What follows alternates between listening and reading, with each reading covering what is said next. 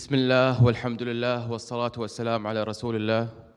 الحضور الكريم، يمثل الاستثمار في عالم اليوم واحدة من أهم فروع الاقتصاد، وللمستثمرين الكويتيين دور مهم في اقتصاد الكويت واقتصاد البلدان التي تمثل جهات استثمارية لهم، كما كان لآبائهم وأجدادهم من قبل. ومع عقد هذا المؤتمر الذي ينظمه مجموعة الرفاعي القانونية في دولة الكويت باسم المؤتمر الأول للشبكة القانونية الدولية لحماية المستثمر الكويتي في الخارج، سوى إيماناً منها بأهمية الاستثمار الكويتي والمستثمر الكويتي وتأمين شبكة ثقة له في وجهات الاستثمار المختلفة، باسم الشبكة القانونية لحماية المستثمر الكويتي في الخارج وباسم مجموعة الرفاعي القانونية نعلن انطلاقة أعمال هذا المؤتمر.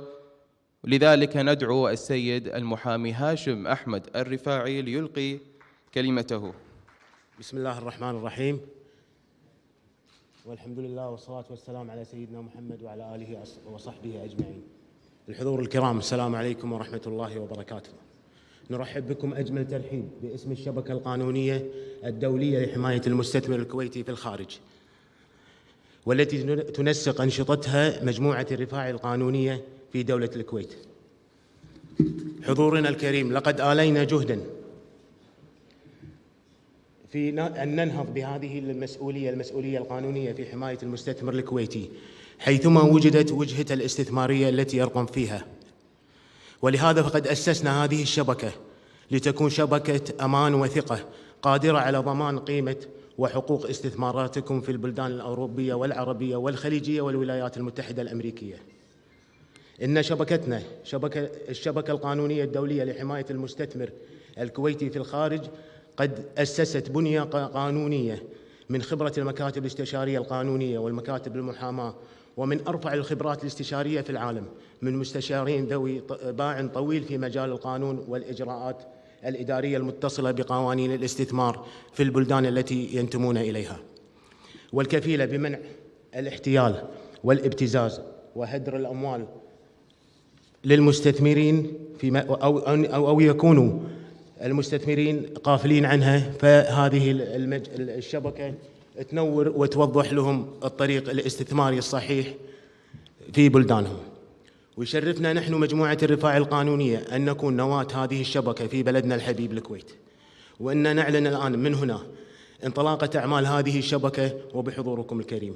كما يشرفنا أن نقدم إليكم نخبة من أفضل المستشارين من الولايات المتحدة الأمريكية وتركيا والمملكة المتحدة، ومن فرنسا، ومن الإمارات، ومن مصر، ومن جمهورية العراق، ومن عمان، لشرح أهم قوانين الاستثمار وحماية المستثمر في تلك البلدان، والإضاءة على الجوانب ذات العلاقة بتلك القوانين. حضورنا الكريم، سيكون اليوم الثاني من مؤتمركم إن شاء الله مخصصاً لعرض تجارب قانونية في قضايا استثمار محددة ترافع فيها مستشارو الشبكة في بلدانهم، وستكون لكم فرصة لمناقشتهم عن تلك القضايا أو قضايا مشابهة ترغبون في طرحها والاستفسار عنها. أخيراً وليس آخراً، نكرر ترحيبنا بكم واعتزازنا بتشريفكم، متمنين لكم أفضل الأوقات. لكم مني الشكر والتقدير والاحترام. شكراً على حضوركم. نشكر الأستاذ المحامي هاشم أحمد الرفاعي، رئيس مجموعة الرفاعي القانونية ومنسق مؤتمر الشبكة الدولية القانونية. والآن وعلى بركة الله نبدأ الجلسة النقاشية بإدارة السيد المستشار فاروق القاضي. نرحب بالمحامية التركية أنراد من مكتب NGC في تركيا، فلتتفضل.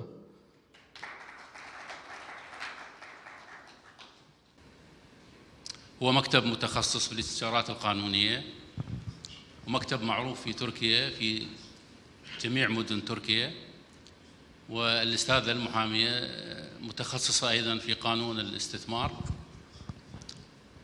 في دولة تركيا، وتتفضل مشكورة لشرح قانون الاستثمار في تركيا وما هي الإجراءات المتبعة في الاستثمار وإذا لا سامح الله صارت مشكلة في عملية الاستثمار، كيفية تلافي هذه المشكلة؟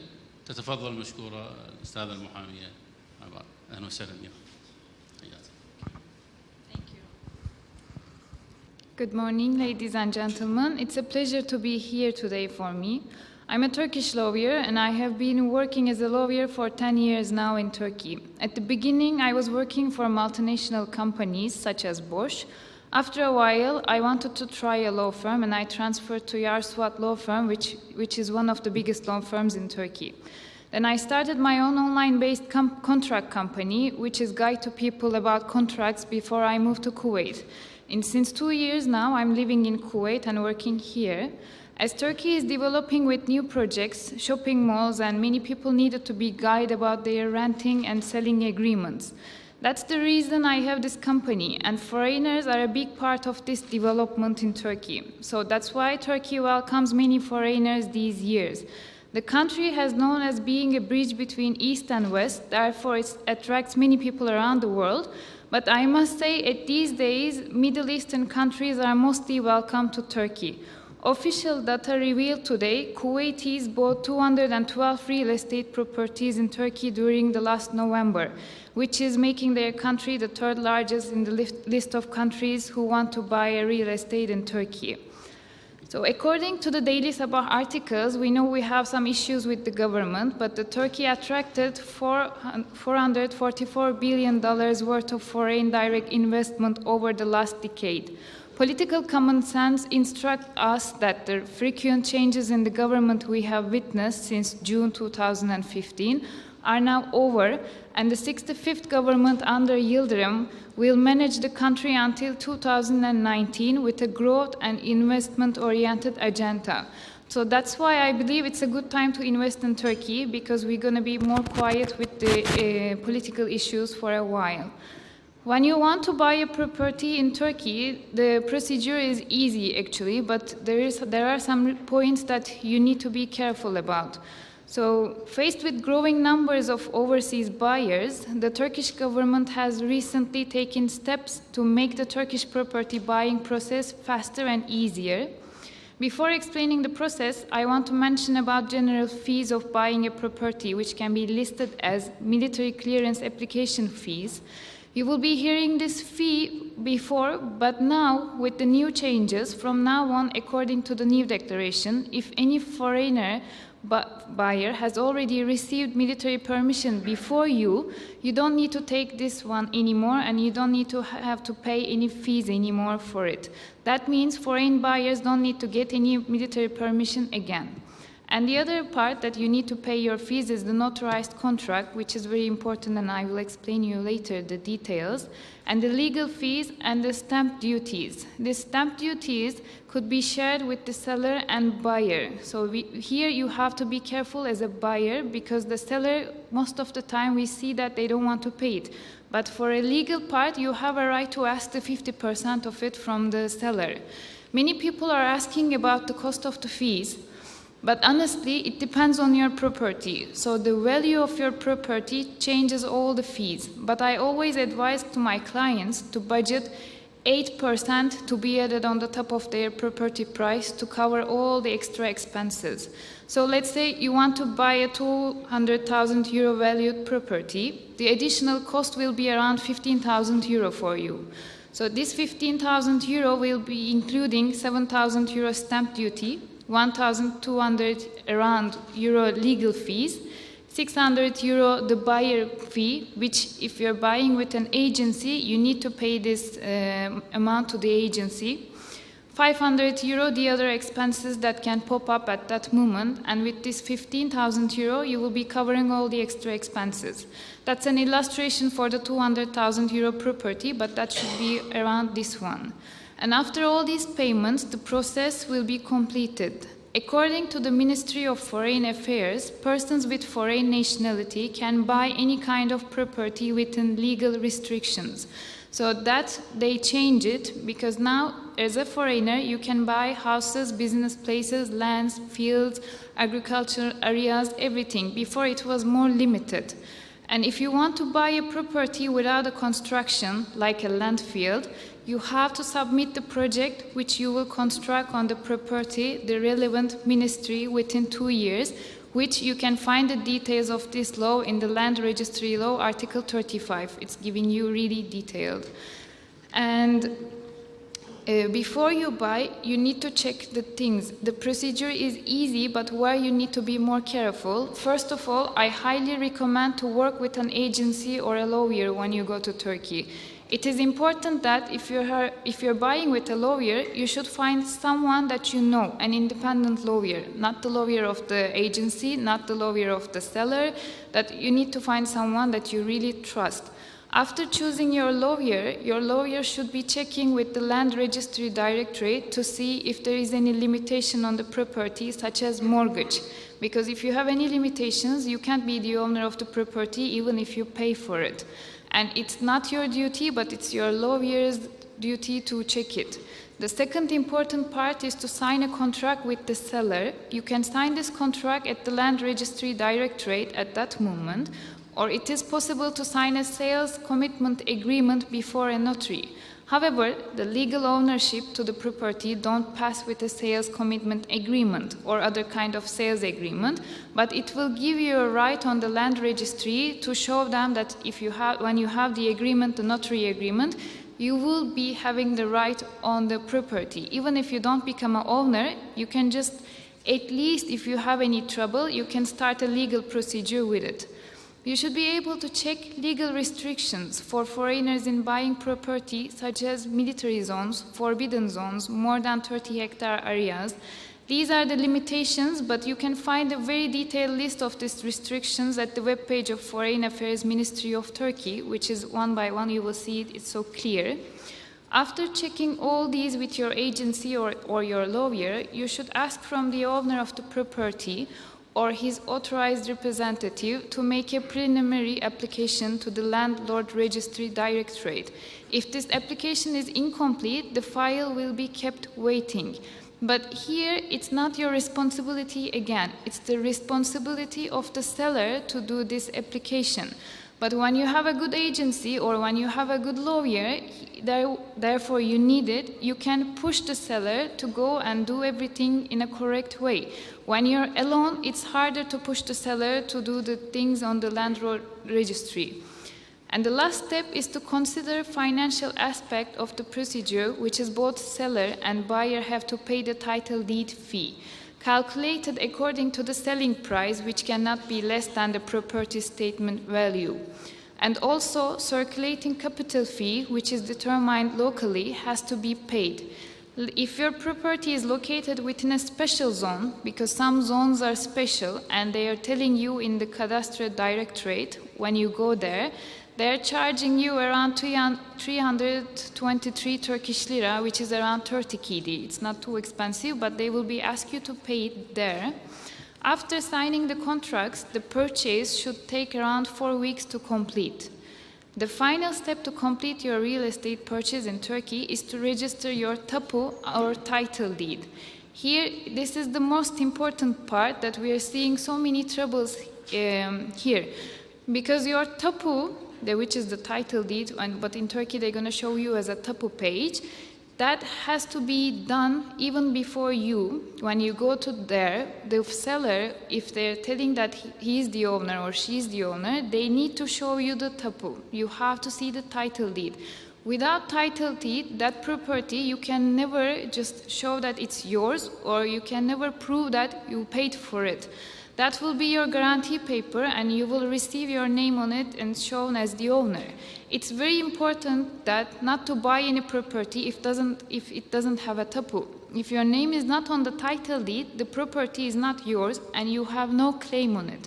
You will lose every euro or Kuwaiti dinar you put into the property. There are many stories of buyers who paid the full amount for their property and after 6 years later still don't have their tapu. In most cases, this ends up in the court and the property is taken from you and they're not giving back anything to you. So I'm hearing so many people that, not reputable agencies, but the small agencies telling to the foreigners that you don't need a tapu, you don't need a title deed. we're doing as a cooperative, we're going to give you later, we're doing the construction right now, we're going to feel it later, but that's not true. You have to see the title deed. That will be all your rights on the title deed with it. And when you do the contract, you finished your contract, but there are some important points in the contract that you have to check. To keep your property, you may be asked to pay a deposit, which I recommend that it should be a refundable deposit. So if you pay this deposit, make sure that it is written clearly in your contract, that how much you paid, who you paid.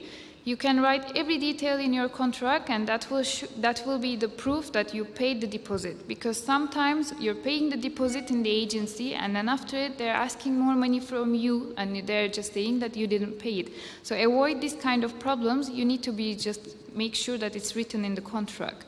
The details of the property should be very clear in your contract. These details, including the legal description of the address and the features of the property, should be clear and complete. Again, when you go somewhere, sometimes they're showing you property and they're giving you an address, but in the legal title deed, you're seeing the parcel number, you're seeing the address, and it's different. So you should be writing in your contract that what is written in your tapu, in your title deed, it should be same in your contract, the address is the same for you. And the closing dates and the possibility for extensions should be clear on your contract. When the seller wants to when they need to fix the papers, when they need to do the paperwork, you should put a closing date. If you don't put it, after that you can just wait for 1 year, 2 years to make them finish.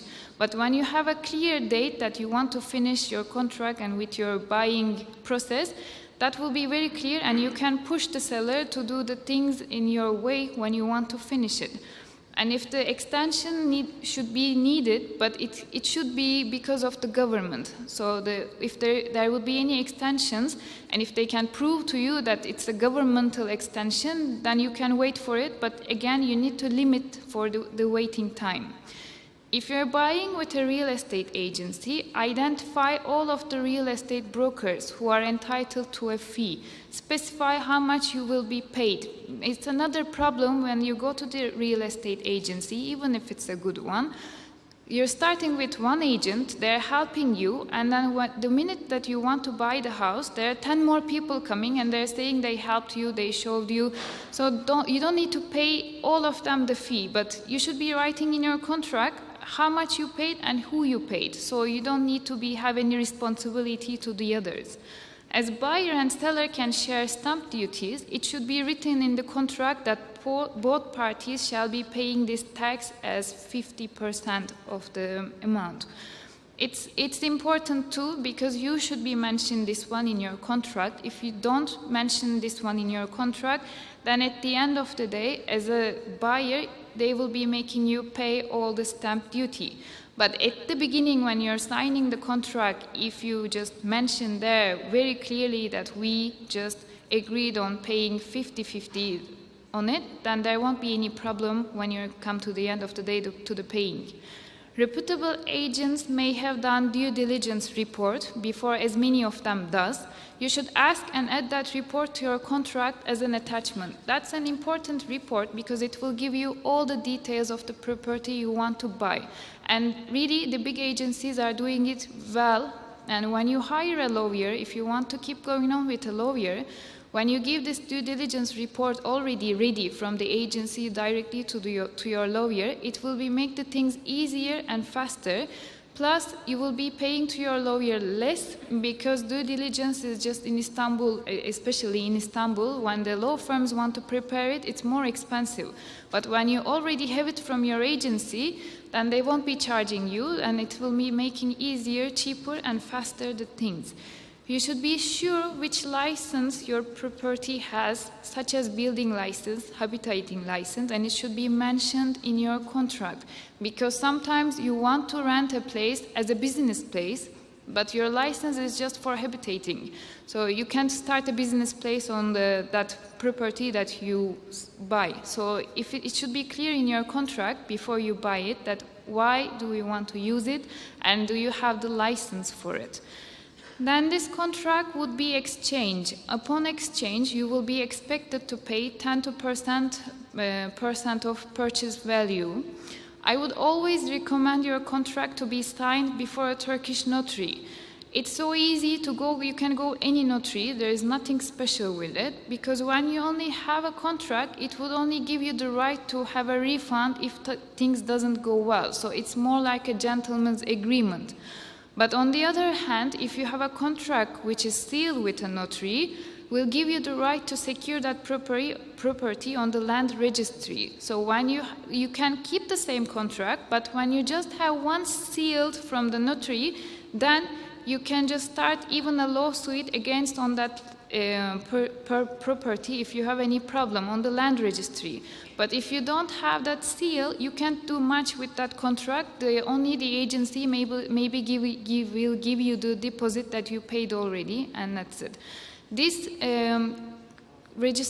seal will cost you around 1.5% of the purchase value. This is an additional cost, but it will worth it, and it will give you more right on the land registry for your property. As long as you buy with a reputable agency, everything goes smoothly, and most of the time it does. We don't see much problems with it. In this procedure, the authorities that you will be facing with, that you will be guided by a reputable real estate agency, general director of land registry, a lawyer, and a notary. There's not much people just getting involved to the procedure. So as long as you have the notarized papers, and when you go to the land registry, you will have your tapu, that everything will be easy and you will not be having any trouble with it. I want to remind you about the taxes, because stamp duty, needs to be paid, which is payable upon registration of the title deeds. It's easy, but after you buy your property, you need to pay annual property tax, which is paid in 2 times a year, and this tax is typically between 0.6%. It's not expensive, but that's the cost that you need to keep paying every year, and we're paying it in January and around June, July, every 6 months. So let's say again, if you have this 200,000 euro property, you need to be paying 1,000 euro per year as an annual property tax, and you will be paying the 500 euro at the beginning of the year and 500 euro in the 6th or 7th month of that year. And in case of conflict, every agreement includes an article about authorized court in this case. So in Turkish law, according to the Article 17 of the Civil Procedure Law 6100, to resolve disputes that have arisen or may arise between the parties of the contract, the authorized court can be assigned in the agreement. So our system is giving you the full freedom to prepare an agreement. So in your contract, you can write whatever you want to write. As long as it's not illegal or if not against the law, you can put every detail you want to. And it's the same thing when you have a problem, you can choose your court, but it needs to be written in your contract. You can even write a Kuwaiti court as here, but I don't prefer you to write the Kuwaiti or your country's court, because it's going to make the procedure a little bit more difficult, and because it's international, it's going to be longer and it's going to be more expensive. But unless the parties agree otherwise, in the event of a dispute, the legal process can be started only at the authorized court, which is specified in your contract. So no one can just sue you, or you can't sue anyone in the other court, but you will be choosing your own court. So as long as you have all your documents, it's easy to litigate. For the litigation part, I always recommend to authorize the main court in the city of your property, as the main courts have all the authorization to take the actions. This is the procedure to buy the property in Turkey, and the procedure is really easy, and the government is helping a lot these days for foreigners to invest Turkey. And there are some couple of points, like I mentioned, about that you need to be careful about, but I hope these small details will guide you, and you can check the Foreign Affairs Ministry webpage to find more details as a guidance. So thank you for listening. Hope to see you in Turkey. Thank you.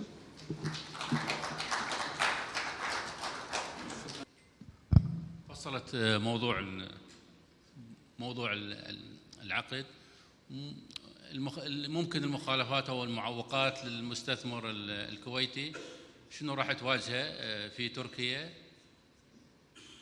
بالإضافة إلى أعطت الفرق بين العقار السكني والعقار الاستثماري، وأسهبت في تفصيل موضوع الرسوم والضرائب وكيفية تسديدها، وأعطت توصياتها للمستثمر في العقار في دولة تركيا، وأعطت أيضا اختصاص المحكمة من ضمن توصياته. يلاحظ أنه منظومة التقاضي أو منظومة القانونية مختلفة ما بين دولة الكويت وما بين تركيا في موضوع الاستثمار. فلهذا كان تأسيس الشبكة الدولية القانونية لحماية المستثمر ما اجت من فراغ، ولا هو من طرف فكري أو قانوني، بل هو نتيجة ولأسباب عدة، من ضمنها أنه حتى يكون حماية للمستثمر، لأن المنظومة القانونية مختلفة، والإنسان البسيط أو الاعتيادي ما عنده المقدرة أن يستكشف كل هذه المنظومة. ومن ضمن توصياتها أنه العقد يجب أن يراجع من قبل مؤسسة قانونية أو مكتب استشاري حتى ينور المستثمر ما هي المعوقات اللي ممكن أن يقع بها، أو حتى لا يقع فريسة سهلة للاحتيال. احنا ان شاء الله في اليوم الاول راح يكون شرح لابعاد قانون الاستثمار في مثل ما تفضلت من تركيا من مكتب MGC، وبعدها راح يكون من المملكة المتحدة ومن الولايات المتحدة الأمريكية، والدكتور جمال أيضا راح ينورنا عن الاتفاقية الدولية ما بين دولة الكويت ودولة العراق. اليوم الأول بجزئيه، الأول والثاني راح يكون شرح لقانون الاستثمار فقط. اليوم الثاني إن شاء الله راح نفس الأساتذة راح ينطونا كل واحد واقعة قانونية أو قضية مر عليها، كيفية التقاضي، كيفية الإجراءات الإدارية، راح تكون أوسع عمليا، وراح يكون الوقت مفتوح للأسئلة. فاللي في باله يعني سؤال أو استفسار راح يكون مناقشته إن شاء الله في اليوم التالي. شكرا جزيلا. نشكر الأستاذة أزاد أبا ممثلة الشبكة القانونية الدولية لحماية المستثمر الكويتي في تركيا. Thank you. والآن نتشرف بالسيد توم إلياس ممثل الشبكة القانونية الدولية لحماية المستثمر الكويتي في المملكة المتحدة، فليتفضل. طبعا السيد توم إلياس من المملكة المتحدة صاحب مكتب محاماة تم تأسيسه عام 2004، ولديه مكاتب أخرى في مانشستر في إنجلترا وفي أدنبرا وفي اسكتلندا. متخصص السيد توم بالقانون العقاري، وعنده موكلين وممثلين إلى ومستثمرين دوليين من مختلف أنحاء العالم في دول الخليج العربي وهونغ كونغ والصين والهند.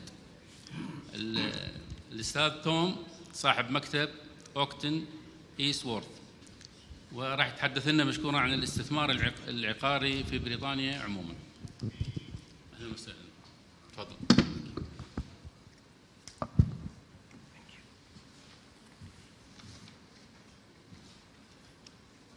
Good morning, ladies and gentlemen. It's a real pleasure being here and speaking at this conference. Our hosts have put on a fantastic event and it's very impressive. This is the third time I've been to Kuwait, and each time I grow to love the country more, and I hope I will visit many times.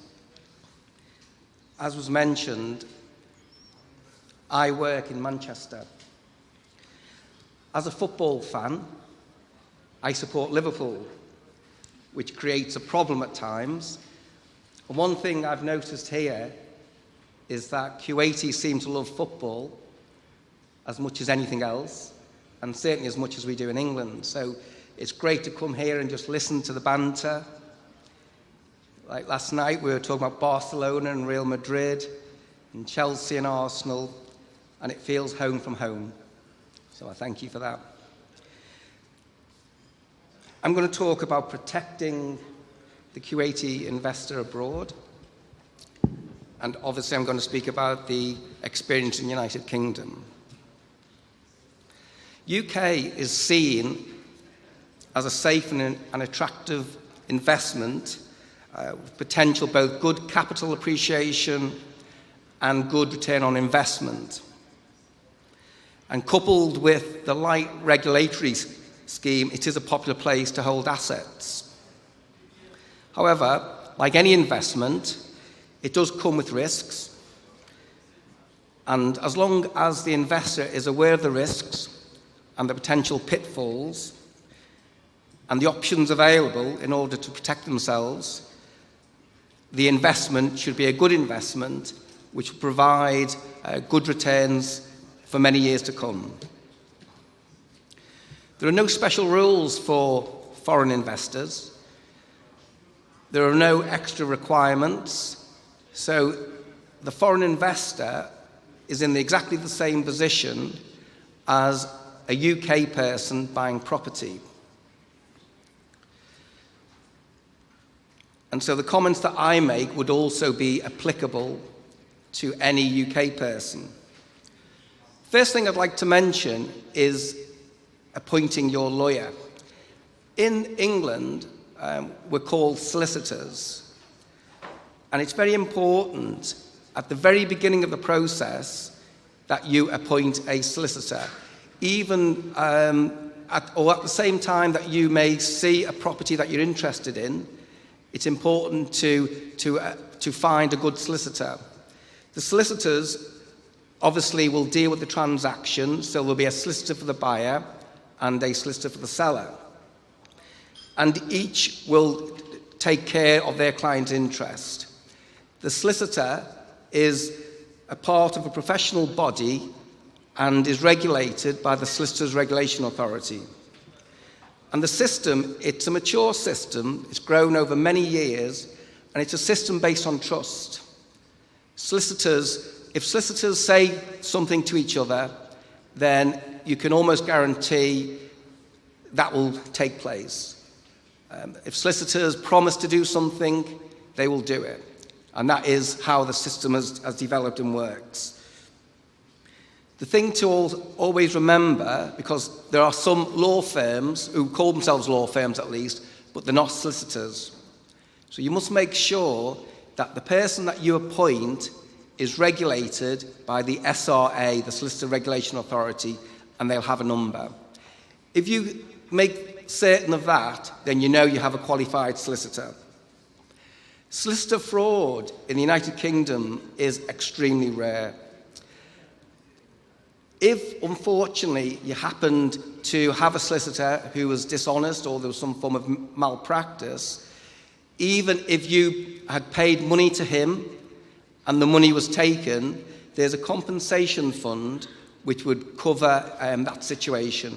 All solicitors pay into a compensation fund which is operated by the Solicitors Regulation Authority, and therefore your money with the solicitor is safe.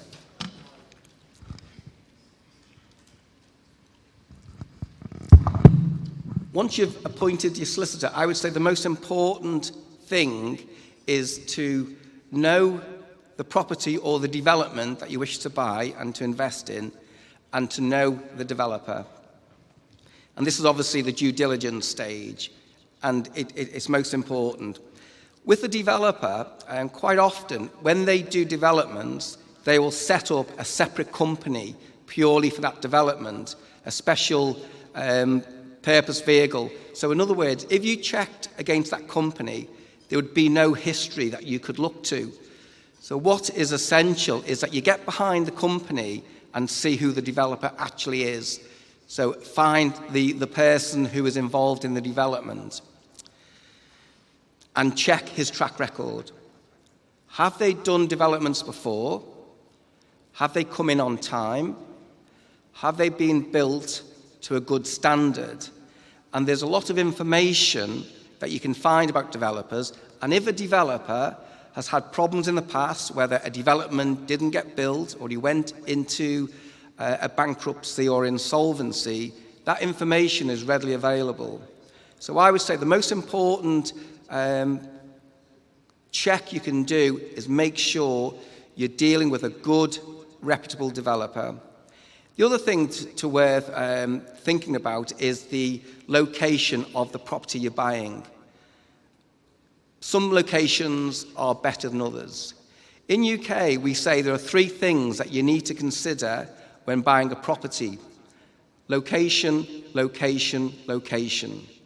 It's very important that you pick on the right location, and again, your solicitor would be able to help in that regard.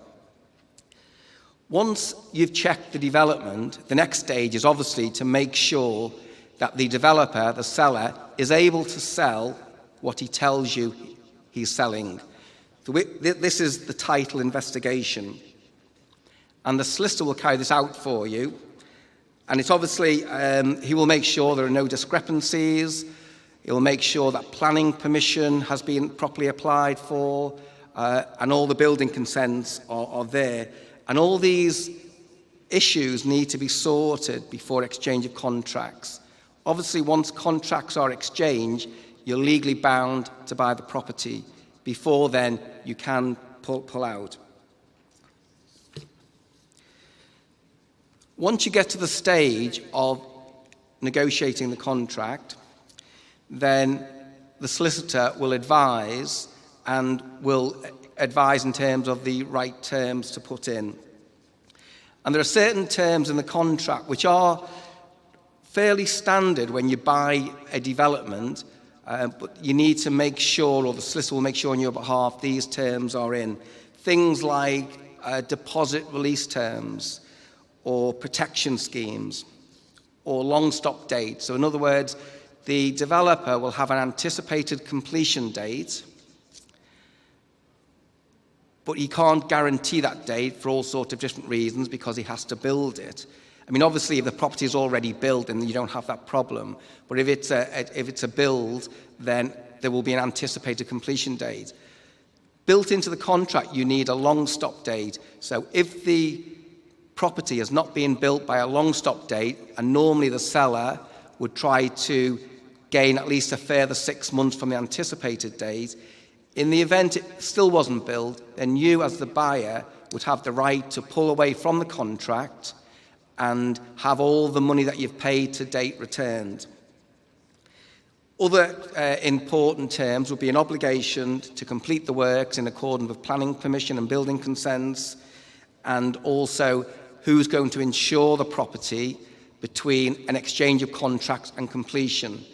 As I've said, that could be a gap of 18 months in some situations if the property is in the process of being built. If it's already built, the gap is normally around 4 weeks, but between exchange and completion, the risk is with the buyer. So it's important to make sure the insurance arrangements are in place. Whilst fraud is relatively rare in terms of property, it does happen, and there are certain things that you can do to protect against fraud. The first thing, once you exchange contracts, that contract itself is noted on the land registry. The solicitor will do that on your behalf, so your interest is actually noted on the land registry, and this is noticed to the whole world that you have an interest in this property and you have a contract to buy. And even if, as I said, the gap might only be 4 weeks before completion, you would still protect the contract. If it's longer, then it becomes more important to protect. The land registry, once you complete, you become registered as the owner. The land registry operates an alert service.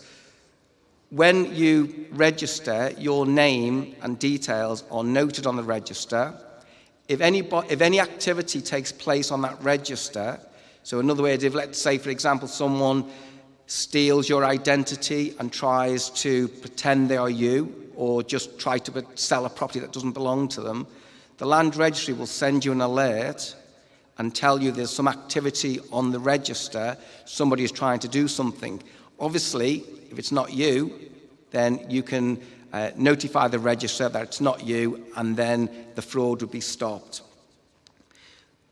Also, we're all faced these days with email scams, and solicitors and other things, emails are getting interfered with, make sure the bank details and that type of thing and proper emails are in place. Never send your money to your solicitor. Normally, your solicitor will not write you his bank account details on an email. It would normally be in a proper letter. It's worthwhile phoning up the solicitor and just checking they are the right bank details. Because if obviously you send it to the wrong bank, to somebody else, then you're going to have a problem. So again, it's very important, unfortunately it's a fact of life these days with email and communication, that we have to all be aware of these potential scams. One of the big risks on a development, at least, not so much if it's built, if it's, say, an 18-month period to build, is the developer going bust, becoming insolvent. Whilst it's not a major problem, it does happen from time to time. And what would happen in that event? Now, normally, developers don't offer any form of performance bond or security bond. And the reason being, one is it's very expensive. And secondly, the developer doesn't really need to, because he knows that if you don't buy, somebody else will. So the developer will be able to sell without offering this sort of protection.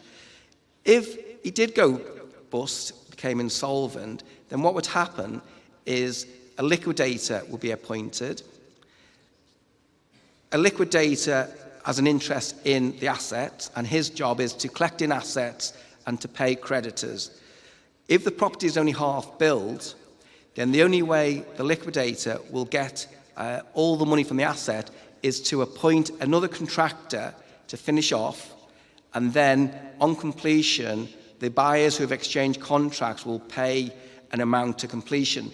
Normally, I say on a development, you would pay on a deposit around about 25-30%, and the completion money would be the balance, so 65-70.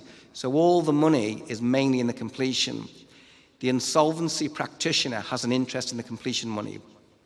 So it's obviously in his interest, because he wants to collect in the assets, to get the building and the property built so he can get the completion monies.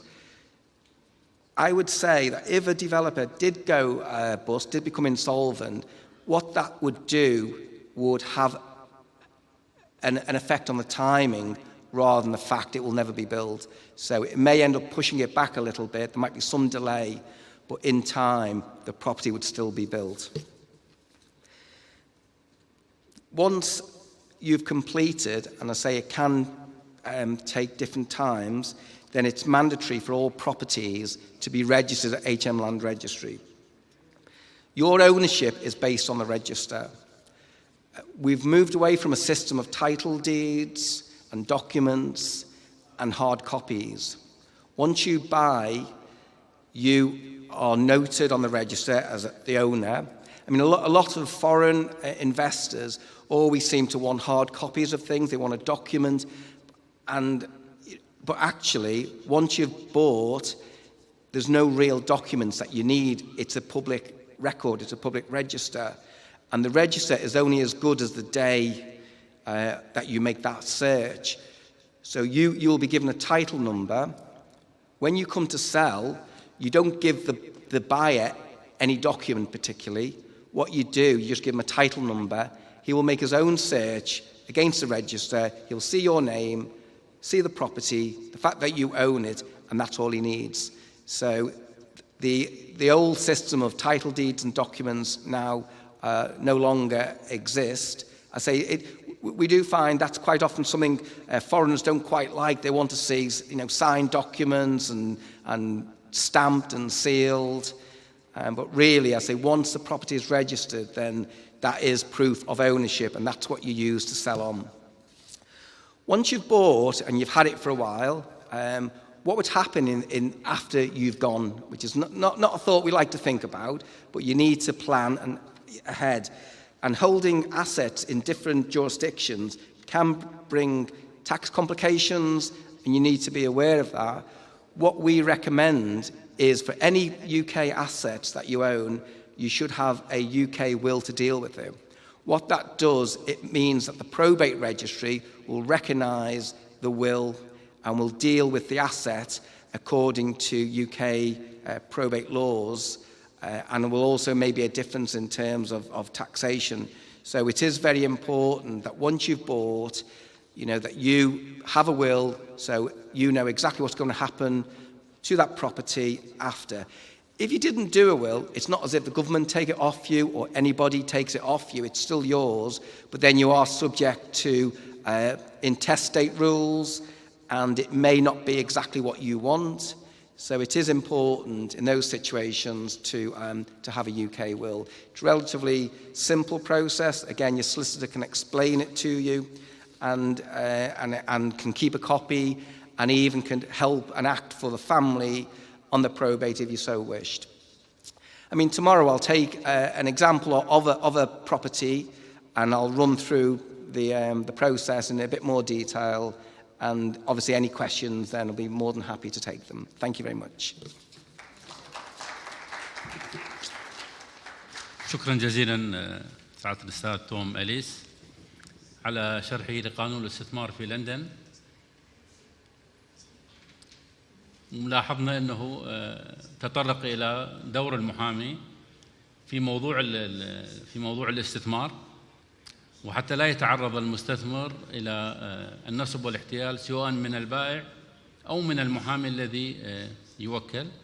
وشرحنا الأبعاد منذ بداية الرغبة في التعاقد على العقار، سواء كان عقار جاهز أو عقار يكون في طور البناء وما يرافق البناء من مشاكل، وكيفية معالجة المخالفات أو المعوقات التي تلاقي المستثمر عندما يريد بناء عقار.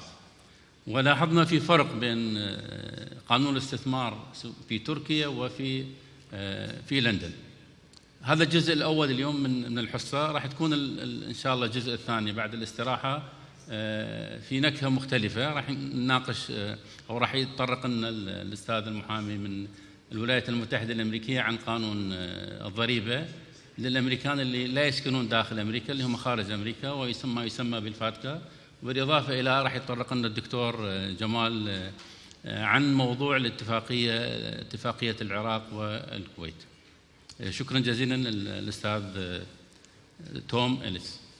شكرا للأستاذ توم إلياس ممثل الشبكة القانونية الدولية لحماية المستثمر الكويتي في المملكة المتحدة.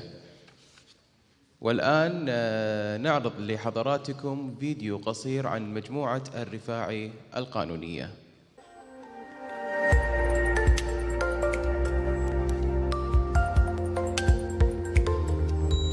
الشبكة القانونية الدولية لحماية المستثمر الكويتي. تقوم دولة الكويت على أساس مبدأ الشرعية الدستورية، ومن خلال دستورها يتمتع الشعب بالحرية السياسية، ويبعث روح الأسرة الواحدة إضافة إلى تمسكه بالتراث الإسلامي في بناء المجتمع وإرساء قواعد الحكم.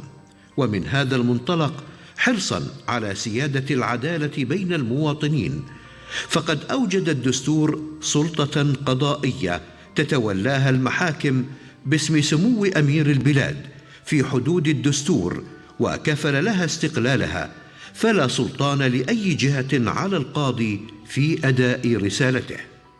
وإلى جانب هذا القضاء المستقل الشامخ، أوجد القانون المحاماة التي تمثل القضاء الواقف، فبدأت المكاتب التي تعمل في مهنة المحاماة بالانتشار في دولة الكويت، لتكون عونا وسندا لكل من اضطرته ظروفه إلى الالتجاء إلى القضاء دفعا لضرر أو ذودا عن حق سليب، أو امتدت إليه يد عبث أو غصب، أو صونا لحريات أهدرت.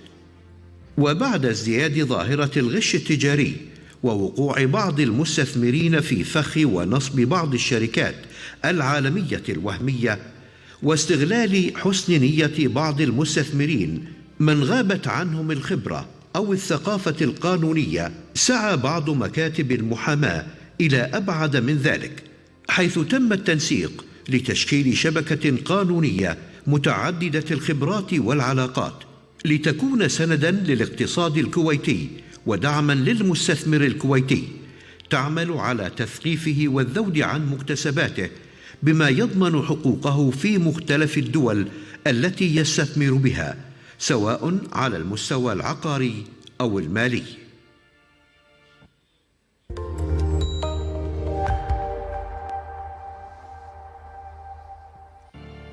عرف عن الاستثمار الكويتي انتشاره في مختلف بقاع الأرض، كما ينشط رجال الأعمال الكويتيون في المشاريع التجارية العالمية. وقد احتل الصندوق السيادي الكويتي المرتبة السادسة بين الصناديق الاستثمارية على مستوى العالم بأصول تقدر بأكثر من 386 مليار دولار، توزعت على ما لا يقل عن 45 دولة. إلا أن هناك دولاً كان لها نصيب الأسد في الاستثمارات الخارجية الكويتية، ومنها المملكة المتحدة، فرنسا، الولايات المتحدة الأمريكية، النرويج، سويسرا، مصر، لبنان، تونس، وألمانيا. لذا كان إلزاماً على هذه الشبكة الدولية الاستعانة بالكفاءات القانونية المتميزة، من لديها القدرة على تقديم الخدمات القانونية المتكاملة للمستثمرين، وذلك من خلال فريق عمل مدرب ومحترف يضم نخبة من المستشارين والمحامين والباحثين القانونيين والمتعاونين، ممن يتمتع بمميزات ومؤهلات تمكنهم من تقديم أفضل الخدمات للمستثمر الكويتي وبمختلف اللغات.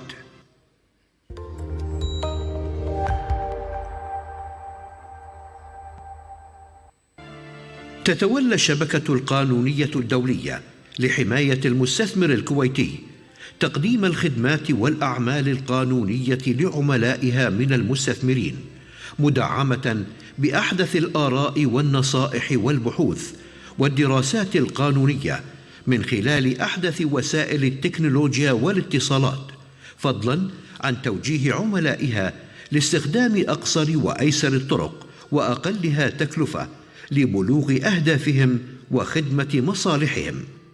وتقوم هذه الشبكة بتوفير خدمات التقاضي والاستشارات والدراسات القانونية والتحكيم والوساطة في شتى الميادين القانونية المختلفة في الوقت المناسب داخل دولة الكويت أو خارجها، من خلال الارتباط مع عدة جهات ومؤسسات خليجية وعربية وأجنبية موزعة على مختلف الدول، وتغطي جزءاً كبيراً من العالم وباللغات المختلفة وبأحدث وسائل الاتصال. ومن أهداف هذه الشبكة القانونية الدولية إقامة الفعاليات التي من شأنها تفعيل الدور الإعلامي والإرشادي لها، بما يضمن تفعيل هدفها في ترسيخ دورها في حماية المستثمر الكويتي.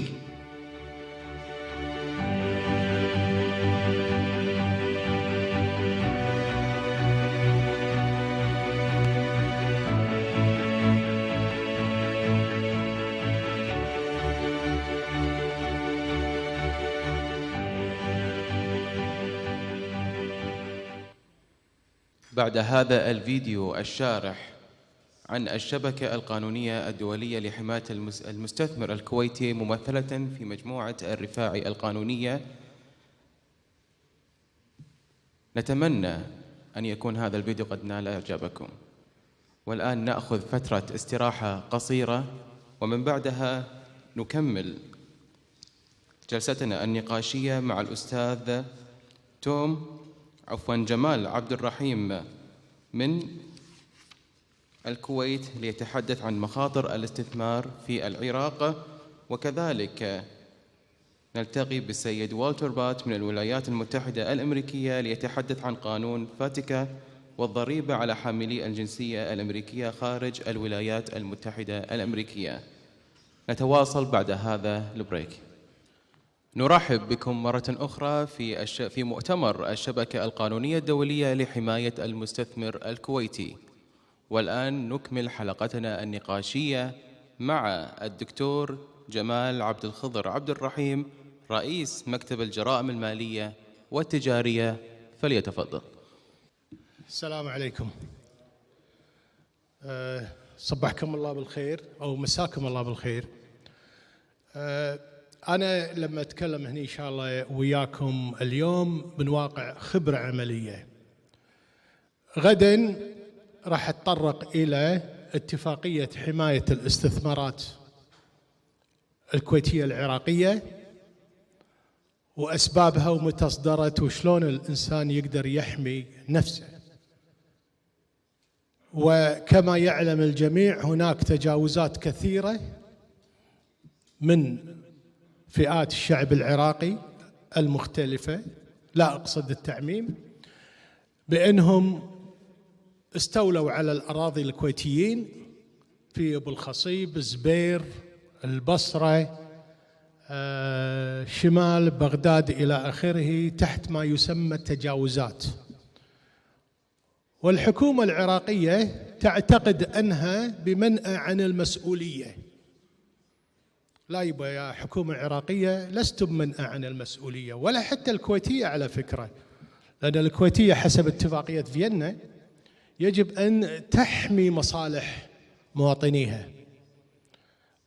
بالنسبة للعراق جدا بسيطة وسهلة، سويت انفستيجيشن، تحريات كبيرة عن الموضوع اللي هو وشغلي أنا تحرياتي كثيرة في شرق آسيا، أذربيجان، الشرق الأوسط، الولايات المتحدة.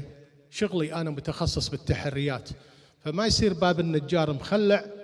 فاللي سويته أنا قلت مو معقولة أن شركة زين الكويت تشتغل تستثمر بالعراق وشركات أخرى كثيرة تستثمر بالعراق دون أن يكون لها حماية، خاصة أن العراق لا زالت سقوط صدام صار في 2003، وبالتالي رأس المال جبان. لا يمكن تأتي شركة من الشركات أو أشخاص يستثمرون في العراق ما لم يكن لهم حماية. فتعال يا جمال خلينا نشوف شو السالفة. هني الانفستيجيشن this is the way، هذه طريقتها. فجينا الانفستيجيشن إنه معقولة هالشركات تشتغل من دون حماية؟ لا. رحت سويت البحث والتحري لين طلعت اتفاقية حماية المستثمر الكويتي، الاستثمارات الكويتية العراقية، اللي أنا أستطيع إن شاء الله أني أتفق مع مكاتب محامين أمريكية، قد لا يكون في لوس أنجلوس. زين، الاتفاقية أن نقدر نطبق القانون وين؟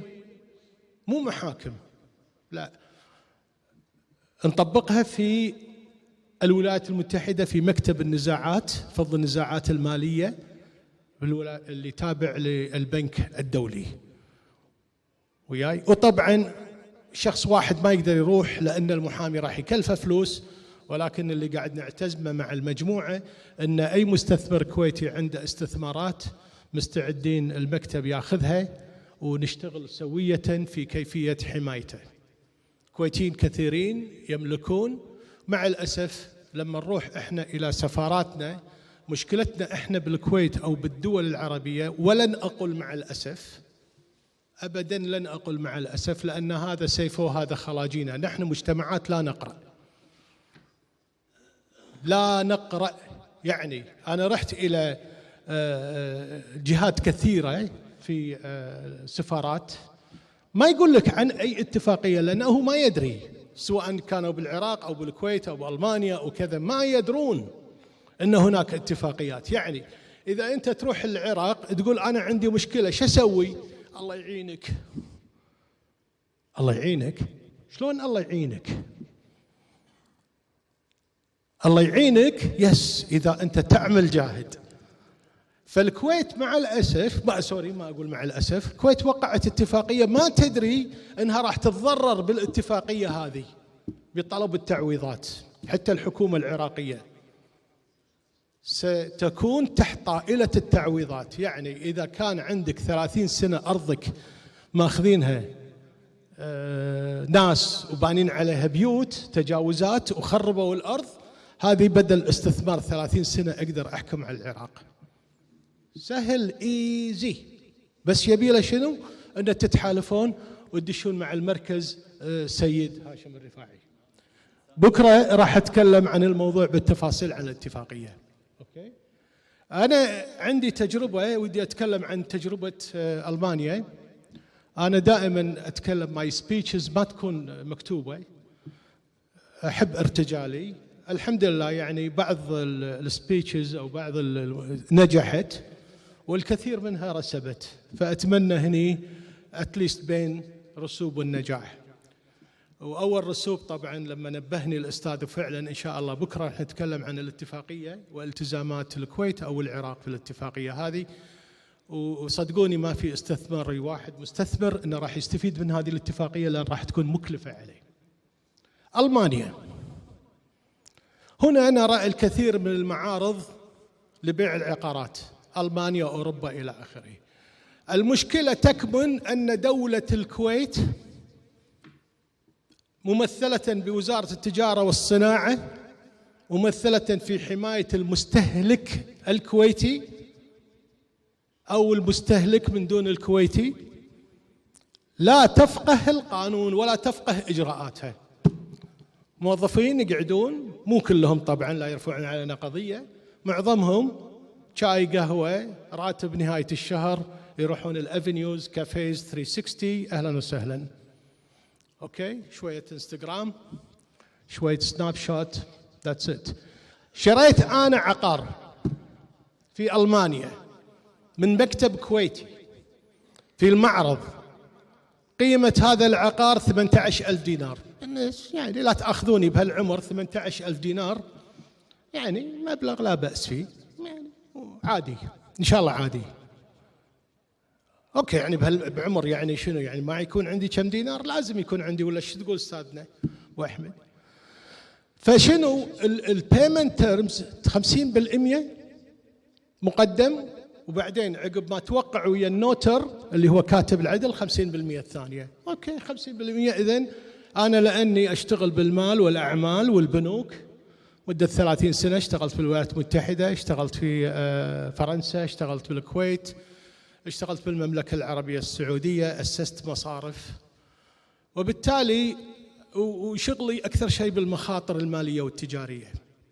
فقلت أوكي ماي ريسك أبتايت أو شهية المخاطرة 9,000 دينار، أوكي مو مشكلة، نخاطر ب9,000 دينار، هي سفرة بالصيف 9,000 دينار، فمن دون ما نشوف البيت. وهذا شوية غباء استراتيجي.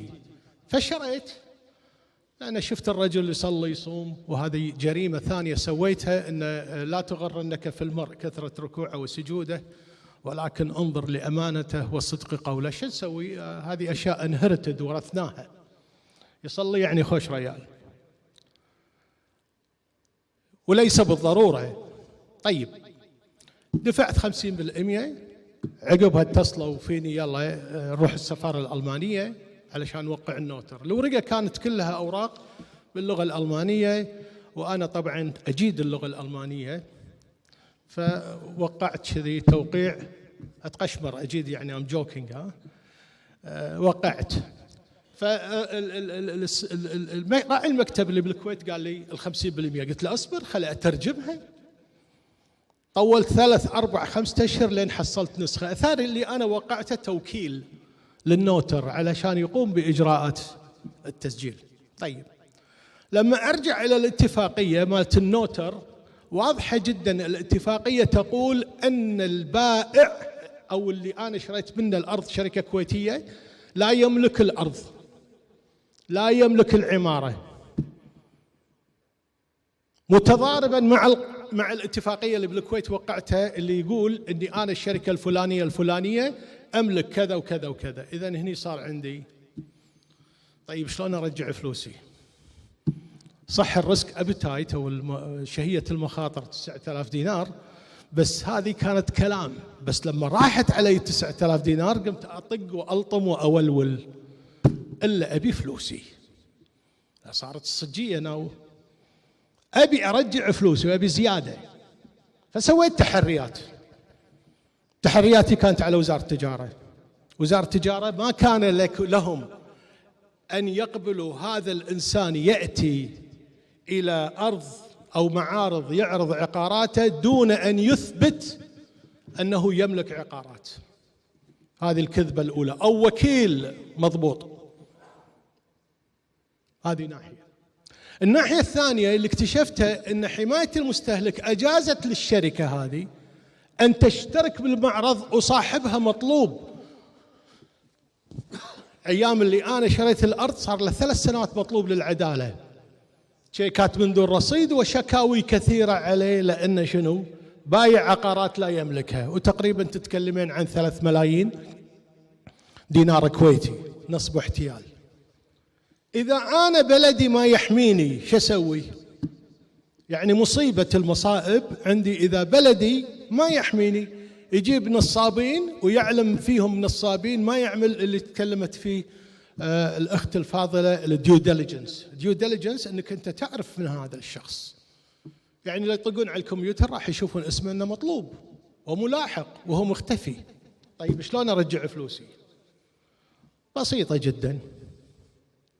إذا تروحين المحكمة راح ترفض القضية. ليش؟ لأنه خاضع لقانون شنو؟ الألماني، والمحاكم الألمانية. إذن الكويت is not مو المكان الكويت. فشو نسوي؟ من اللي وقع؟ يا حليلة، خوش صبي تو متخرج من الجامعة، كان نجيبه بتهمة التزوير، وسوينا على منع سفر، بيروح برا مسكين يبي يكمل دراسته، فقضبوه قعدوا 2 يوم بالسجن بالنظارة بالتوقيف. فالأبو اللي كنت أتصل فيه قال لي بالأخير، وعندي مسجات للحين محتفظ فيهم، يقول لي سوي اللي تسويه، مو من مصلحتك. يعني إني أكلمهم ولا هذا، يعني اللغة كأنه يقول لي راح تعرض نفسك للقتل، ما فيها. حطيت طبعا أنا تحريات دولية، حطيت برايفت تحريات خاصة في ألمانيا، وحطيت مكتب محامي بس علشان إنه يرونا يبون المخفر وإلى آخره. لما شاف الرجل هذا عليه منع سفر شنو سوى؟ دفع الفلوس فوقهم 5000 دينار، لأن المصاريف اللي دفعتها حق المحامي والمصاريف اللي دفعتهم بألمانيا. فإذا رجعت الريسك أبتايت مالي صار كم؟ 0. ماكو، ما خسرت شيء. عدل ولا شلونكم؟ بهبهاني ما يضيع منه. زين، سؤال. عقب ما تكلمنا على الموضوع هذا، وطبعا أنا سويتها الأمريكان واي لأني أنا متخرج من الولايات المتحدة، والكلتشر مالي وايد من هناك، واعتز وأتشرف فيه. الأمريكان كلتشر تربيت هناك وعشت هناك، جدا فخور فيه. هو الآتي، إن هني عندنا بالكويت إذا صارت عندك مصيبة سكت كلوز ذا دور، أوه فشلة لا يقولون غشيم. أنا لا، ما سويت كذي. أنا اتصلت أيامها بصحيفة الوطن، قلت لهم كذا كذا كذا كذا، كان يقول مستعد تحط اسمك؟ قلت له إيه. حطوني بالصفحة الأولى خبير في مكافحة النصب والاحتيال المالي والتجاري يقع في شباك النصابين. قلت له حط. كان يقول لي أكيد ما تزعل. قلت له لا، حط، تبيني أوقع لك حط. وحطوا لي صفحة داخل، صفحة كاملة، صفحتين سوري، بالمقدمة ربع صفحة، صفحتين داخل، وشوية كملوا الكلام. ليش أنا سويت كذي؟ لأن المشكلة في مجتمعاتنا دائما إحنا تصير عندنا جرائم نسكت. لا، لازم ما تسكت. أنا يوم سويت كذي ناس كثيرين اتصلوا فيني، زين، بس أجين مجتمعنا بعده مع الأسف متقوقع في هذه المسائل. قلت لهم يبا نسوي مؤتمر، نقعد نجيب المحامين، نجيب الصحافة، نجيب الفضايح كلها. عدل، لازم نضغط على هذه الدولة. يجب أن تحافظ على أموال الشعب، طبعا كلهم تحسفوا، كل واحد قلت لهم كل واحد يعطينا 200 دينار صار سووا لنا مؤتمر، شوية عشاء شوية كذا، فلايرز، صحافة. مع الأسف الكل انسحب. المهم أنا رديت فلوسي الحمد لله، والباجين الله يعينهم كيفهم يروحون يبلطون البحر. بالنسبة لألمانيا احنا سمعنا عن الاستثمارات في تركيا، سمعنا عن الاستثمارات في عفوا المملكة المتحدة. ترى ألمانيا جدا بسيطة، أبسط من ألمانيا تستثمر لا يوجد. لا أقصد أنا بالنسبة لي شاري أنا بألمانيا، اللي سويته هو الآتي: مشيت بالسوق، شفت لي مكتب دلالة، تعال يا مكتب ايش عندك؟ عندي كذا عندي كذا، بالسايت كل شيء موجود. قانون الألماني جدا حلو سلس. زين أنا والله عجبني هذا البيت أبي أخذه، يقول تعال تبي تأخذ البيت، الدلالة 3.57 3.75% الدلالة هذه مع ضريبة الدلال، ادفع 1%. مثلا البيت لنفترض 200,000 يورو، الآنسة والسيدة كانت كلها تقول 200,000 يورو، فأنا أخذ المبلغ هذا 200,000 يورو فيني ربو آسف جدا، 200,000 يورو، فتدفع 1% للدلال. ليش؟ علشان تبين مدى جديتك في الشراء، مو باكر إيه لا لا لا لا أنا آسف ما أبي، لا. كم السعر؟ 200,000، تبي ب200,000؟ لا أنا أبي ب180، ادفع 1% من 180 علشان نتفاوض عنك. هذه أول مرحلة. المرحلة الثانية: اختار نوتر أو كاتب عدل يتحدث اللغة الإنجليزية. وبالتالي لما سوى الاتفاقية النوتر سواها بلغتين لي أنا، يتحدث باللغة الإنجليزية بطلاقة، لازم أفهم لغته علشان لا تصير فيني مثل ما صار مع الإخوان. بعدين رحت إلى بنك طلبت منه قرض 30% من العقار. السبب بسيط جدا، ليست للحاجة للقرض، ولكن لأن البيت هذا مرهون، والبنك لن يعطي أمواله إلا لما يتأكد أنه شنو صار عنده، يتأكد أن البيت رهن له. فدخلت بنك زين، فالنوتر دز لي العقد، شفته هو توكيل. طبعا هناك جماعة مسلمين الحقيقة I salute them الألمان. احنا عندنا عقد بالعقود نقول اني انا عاينت المعاينة النافية عن الجهالة. عدل مستشارين قانونيين هني كثيرين موجودين، يعني معناتها باكر شفت شيء النافية للجهالة. ألماني القانون الألماني يقول لك لا، ماكو شيء اسمه نافية الجهالة، في نافية الجهالة، ولكن الأشياء اللي أنت ما شفتها تكتشفها بعدين. إذا ما أفصح المشتري لك من حقك أنك ترجع عليه وصلحها على حسابه. مثلا بايبات تحت الأرض. نعم وياي، شكرا أستاذ، ايش دراك إن نشوف ريجي، بس راح نخلصكم الحين شوي إن شاء الله ما مليتوا. الشيء الثاني عند الألمان أن أنت إذا شريت لا تتفق بالباطن على سعر ثاني علشان تتهرب ضريبيا. ضريبة ترى كلها 5% ما تسوى. يعني اتفق مع جيمس ب100,000 ولكن عند النوتر نسويها 50,000، لأنه يقول لك أي اتفاق خارج الاتفاقية يبطل البيعة. وإذا بطلت البيعة وأنت عطيت 50% لا تصير سمارت وايد، ادفع وابتسم واضحك، تكون محمي بالقانون. وبالتالي النوتر ما تدفع له أي فلس، بس الحين عطيت الدلالة 1%. النوتر بالعقد تبعه حسب القانون الألماني يحول الملف الظريفي إلى اسمك. من يتحول الملف الضريبي لاسمك بحسب اتفاق كاتب العدل لازم تدفع المبلغ. أنا جيت الكويت عقب 20 يوم حولوا الملف الضريبي باسمي، عطيت إيميل للبنك اخصموا من حسابي المبلغ وحولوا المبلغ إلى البنك الفلاني، لأن البيت مرهون. هل كثر؟ وهل كثر مبلغ ما لصاحب البيت وارقام حساباتهم. من رتب لي هذا؟ النوتر كاتب العدل. كم ارقام الحسابات، شنو اسماء البنوك، قضبت الكتاب كونكورد سكان دزل البنك. تحول الملف الضريبي إلى اسمي هني، صارت الحماية بعد ما في تايتل مثل ما تفضل الأستاذ من المملكة المتحدة، تايتل اوف نيد اللي هي طابوا ما طابوا والسوالف هذه، ماكو هالشيء. عقبها خلال أشهر جاب لي النوتر ان حتى مكتوب عليه الورقه من الكوميونتي ان المالك الحالي هو فلان ادم اللي هو انا وزوجتي. المالك الحالي. ذاك الوقت رحت دفعت حق منو؟ حق النوتر كملت فلوس الدلال. طبعا 5% دفعته لما تحول الملف الضريبي باسمي، هذا للشراء.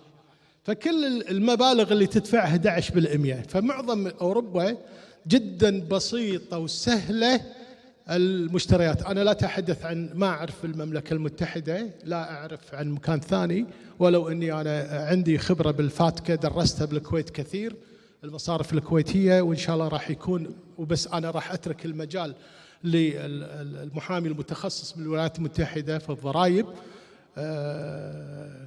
وهو اللي يتكلم بالموضوع. أنا اللي قاعد أقوله غلطتي كانت الآتي، إني شريت شيء ما شفته. ما يخالف إذا أنت تقول والله أنا عندي 9000 دينار، اتس اوكي، زين، لأني أنا كنت ناوي أشتري الشيء الكبير بعدين. 9000 غير 9000، قلت شقة ناخذ لنا، شوف شلون ألمانيا، بعدين نشتغل الفيلا. عقب ما رجيت فلوسي طبعا خذيت الفيلا وارتحت، وعاشوا عيشة سعيدة، والسلام عليكم ورحمة الله وبركاته. شكرا. شكرا دكتور جمال، صاحب مكتب الجرائم المالية والتجارية، وهو تحريات مالية وتجارية وتدريب واستشارات وترخيص من الولايات المتحدة الأمريكية. حقيقة الدكتور يعني عايشنا تجربته الحقيقية مع قانون الاستثمار العقاري في ألمانيا، وما رافق من مشاكل وما رافق من نصب واحتيال. عشنا التجربة مع كاملة، وشفنا أيضا أو سمعنا أنه قانون الاستثمار العقاري أيضا في ألمانيا مختلف عن ما سبق من قانون الاستثمار في تركيا وفي المملكة المتحدة. شكرا جزيلا دكتور جمال. إن شاء الله بكرة أنت أعطيتنا جرعة واحدة، وإن شاء الله تكملنا بقية الجرعات، وأعتقد يعني راح تعجبكم الشرح عن الاتفاقية حماية المستثمر الكويتي في العراق، وما رافق المستثمر الكويتي في العراق من تجاوزات وتعديات وتخلف الجانب الآخر عن الإيفاء بالتزاماته. راح يشرح لكم إياه إن شاء الله بكرة دكتور جمال بشكل مفصل، لأن أيضا هو عاش التجربة بشكل عملي. شكرا. نشكر الدكتور جمال عبد الخضر عبد الرحيم رئيس مكتب الجرائم المالية والتجارية على هالمعلومات القيمة، ويعطيك العافية صراحة، أفتنا في معلومات احنا كنا نبيها من زمان. يعطيك ألف عافية.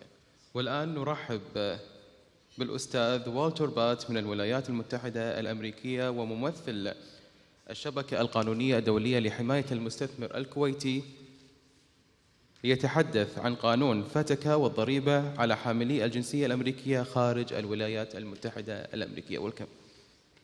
طبعا السيد والتر بات من الولايات المتحدة الأمريكية من ولاية كاليفورنيا، مقر عمله مدينة لوس أنجلوس ولاية كاليفورنيا. يحمل شهادة بكالوريوس تجارة دولية من جامعة أريزونا، أيضا حامل إلى شهادة محاماة من جامعة ميامي كورال. يمارس مهنة المحاماة في ولايتي كاليفورنيا وفلوريدا، متخصص بالعقود التجارية وتطوير الأعمال. خبرته العملية تتجاوز 33 عام في المهنة، عمل في لندن وفيينا وساو باولو، وصاحب مكتب بات الاستشارات القانونية. يتفضل مشكورا، راح يشرح لنا قانون فاتكا اللي هو الضريبة على الأمريكان الذي يحملون الجنسية الأمريكية ويعيشون خارج الولايات المتحدة الأمريكية. فليتفضل مشكورا.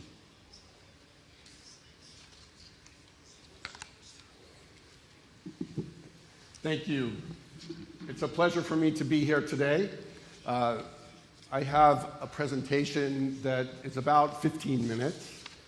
I can't compete with much longer than that, so I will be very to the point.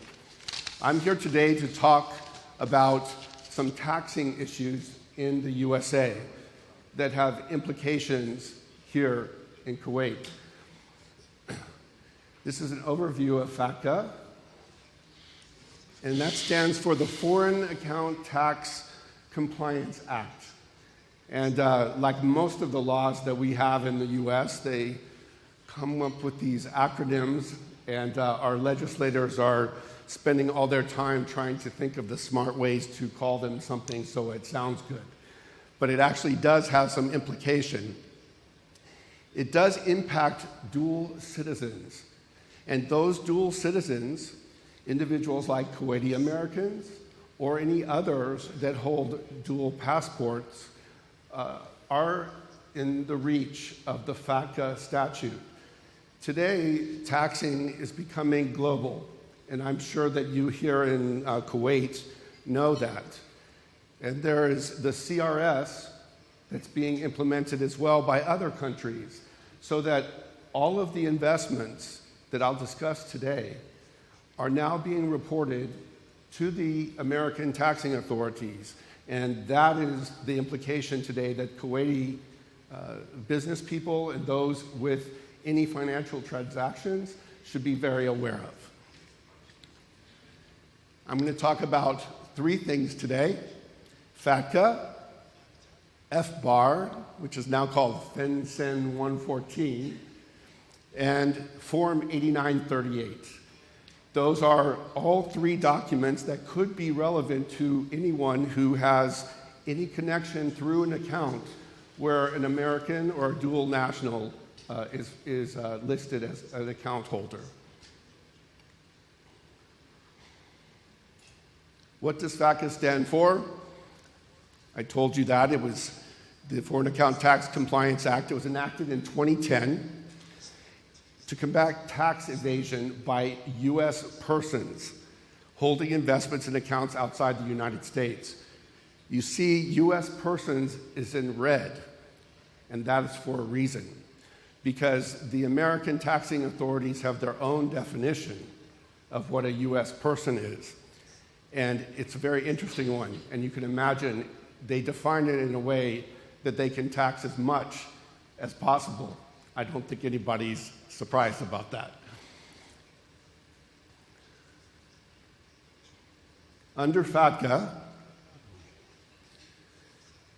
the foreign financial institutions, which are the FFIs, each of these FFIs, which are banks, hedge funds, pension funds, insurance companies, and many other types of organizations where there are investments that are held by those organizations. Each one of those are required to report to the U.S. tax authorities, what we call the IRS, and I try to say those three letters as little as possible, certain information about these foreign accounts held by U.S. taxpayers, or, and this one is very important, by foreign entities in which U.S. taxpayers hold a substantial ownership interest. And that's quite broad if you look at it, especially in light of what is a U.S. person. So in the event that you have not paid taxes to date on any of these accounts where there is an American or a dual national connected that has control on one of those accounts, and you were able not to pay a tax, today it's becoming almost, if not already impossible, to not be within the reach of the taxing authority, since each of these FFIs, these foreign financial institutions, of which there are many here in Kuwait, have to report to the IRS that information. So they find out, they know where you are. The long arm of the IRS is here and enjoying your beautiful country. According to U.S. law, all U.S. citizens, regardless of where they live, have an obligation to pay tax on their worldwide income. My other favorite taxing authority is Eritrea, the small country that has the same tax rule as the United States. So we're in good company that we tax all of the investments around the world. In addition, this is the definition. In terms of the cases where the aggregate value of all foreign accounts exceed $10,000 for one U.S. person at any time during the calendar year, or the signature or authority over those accounts. So that could be any U.S. person that does something for a taxpayer who has more than $10,000 at any one point in that account. That reported information has to be submitted on the FBAR document, which is the Foreign Bank Account Report, the FinCEN 114. And that report is submitted to the Treasury Department. So you can see, not only is the IRS, the taxing authority, involved, but now the United States Treasury Department is involved. And they are getting this report and cross-comparing that report with the IRS. So now you get the idea here that it's becoming quite serious in terms of where they're looking for money.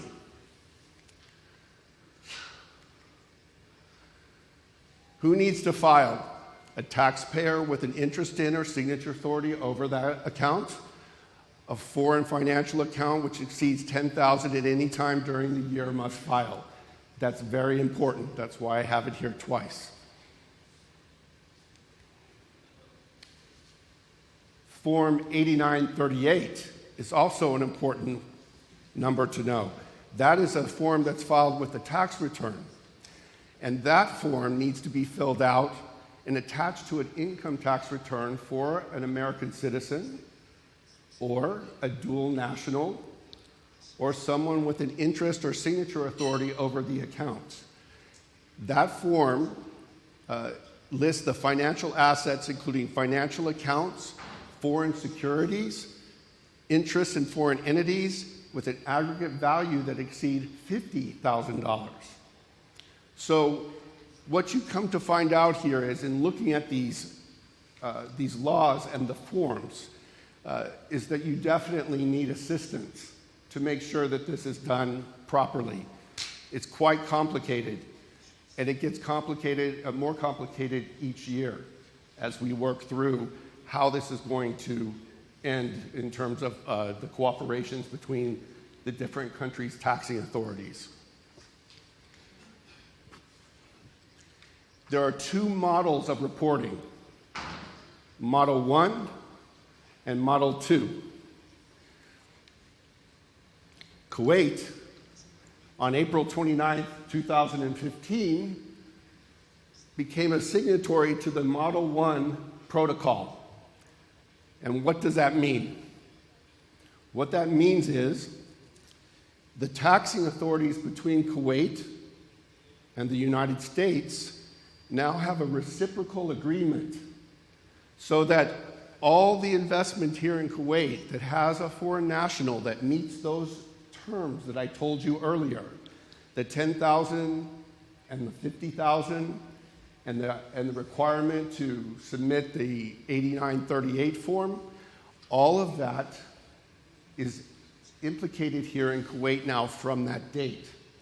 And what actually happens is each one of those FFIs, those foreign financial institutions, they will self-report information for U.S. citizens and dual nationals that have assets in a bank here or any other institution that I named in the beginning, like an insurance company or a hedge fund, anything like that. The information is going to go electronically to the United States automatically. So you can see that there's no reason to not tell. There's no reason to try to hide the investments because it's being transmitted for you by the government. The U.S., in return, reports back all financial transactions of Kuwaitis or dual nationals in the United States to the Kuwaiti government. So now we have each taxing authority going back and forth. The other interesting thing is tax treaties that help someone when they're being taxed by one country versus another often is a benefit. So, for example, in the United Kingdom, we have an agreement where if I pay UK taxes, when I lived there for 2 years and I paid United Kingdom income tax. The US government gave me a credit, so I don't have to pay for both. But what happens here in Kuwait? There's no tax. So there's no offset in terms of an income tax. So there's an increased disadvantage here because the reciprocal reporting only adds more tax to a dual nationals obligation. Since you're only getting taxed, not on an income tax like in the US, where you have that treaty between the countries in order to give you a credit on one side of that tax. So that's another element that's very important to take into account. I forgot about my flags. I wanted to make sure I had the Kuwaiti flag in here.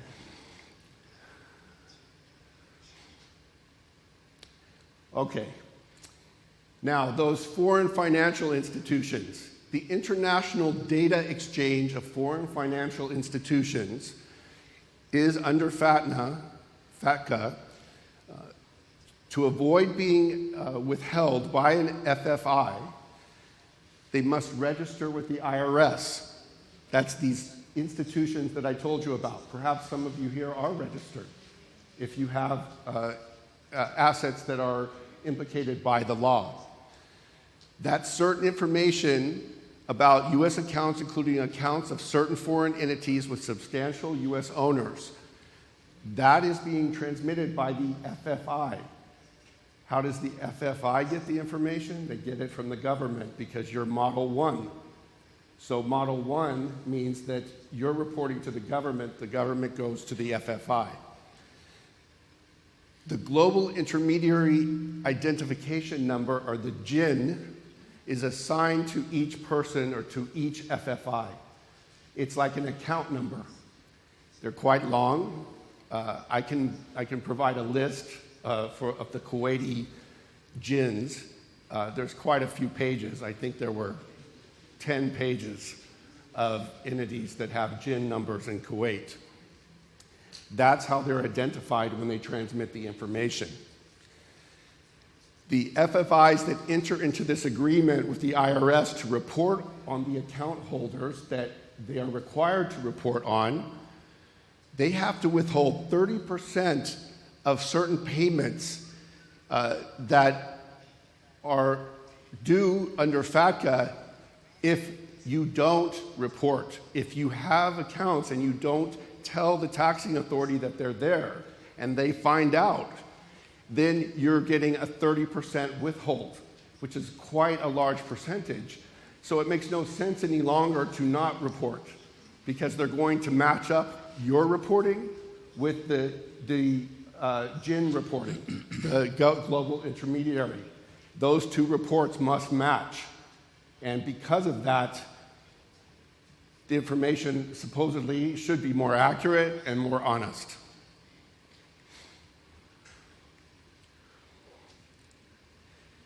Most nonprofit organizations are exempt, so they don't have to be participating in this. Most governmental entities are exempted. They do not have to participate. Small local financial institutions, which are defined within the code. I don't have time today to go through that, but there are many small local financial institutions that are exempt as well. And finally, retirement entities. Anything that is a program, a fund that is wholly related to retirement is an exempted organization under these laws. The foreign financial institutions, the ones that have to get the GIN number, are all depository institutions, all banks. all custodial institutions like a mutual fund, which are obviously quite popular investment vehicles. Investment entities, hedge funds, private equity funds, they are required to register. And certain types of insurance companies that have cash value products or annuities, they're required to register as well.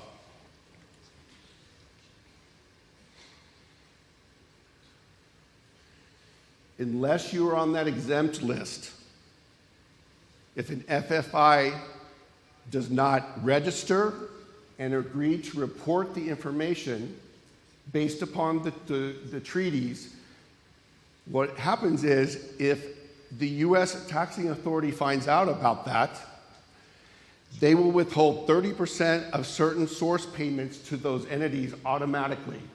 So U.S. funds going into these accounts will be withheld at that 30% rate. So it's an incentive for the FFI to register and to not withhold information. So on the personal side, there's an incentive to report and be honest because you pay the penalty. And on the institution side, there's an incentive to report and register because the institution would pay the penalty. So what the governments are thinking is that now it's both parties have an incentive to pay and to be honest about that. Thank you. That's my presentation. I appreciate the time. Thank you. Yes, thank you. شكرا جزيلا للسيد والتر بات من الولايات المتحدة على شرحه لقانون فاتكا. تعرض إلى تعريف القانون وكيفية الجباية الضريبية وأيضا قيمة الضريبة ومتى تستحق الضريبة، وأيضا عرج على موضوع نموذج 8938 وبيان متى هذا النموذج يطبق والحالة الأولى من النموذج التي تطبق في داخل دولة الكويت اللي طبقت من 29 ابريل 2015 وقيمتها وكيفية تسديدها، وأيضا عرج على موضوع التعارض الضريبي ما بين داخل البلد اللي أنت فيه وداخل الكويت والعقوبات المترتبة على عدم تسديد الضريبة اللي حددت ب 30% انحجز من الأموال سواء من حسابك الخاص أو من حسابات الشركة. وأيضا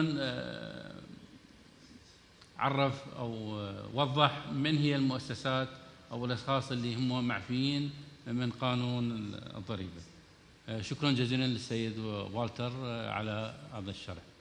إلى الآن نصل إلى نهاية الجزء الأول من مؤتمرنا اللي هو اللي شرحنا به قانون الاستثمار في تركيا، قانون الاستثمار في المملكة المتحدة، قانون الاستثمار في ألمانيا، وقانون الضريبة في الولايات المتحدة. وبكرة إن شاء الله راح يكون الجزء الثاني من مؤتمرنا إن شاء الله. نشكر السيد والتر بات المحامي في الولايات المتحدة الأمريكية وممثل الشبكة القانونية الدولية لحماية المستثمر الكويتي. تشرفنا وسعدنا بحضوركم الكريم، وغدا إن شاء الله نكمل هذا المؤتمر في تمام الساعة 11 صباحا، وذلك للتواصل المباشر بينكم وبين الأساتذة المحامين. فغدا إن شاء الله سيتم طرح الأسئلة للسادة المحامين والدكتور جمال من قبلكم. والسلام عليكم ورحمة الله وبركاته.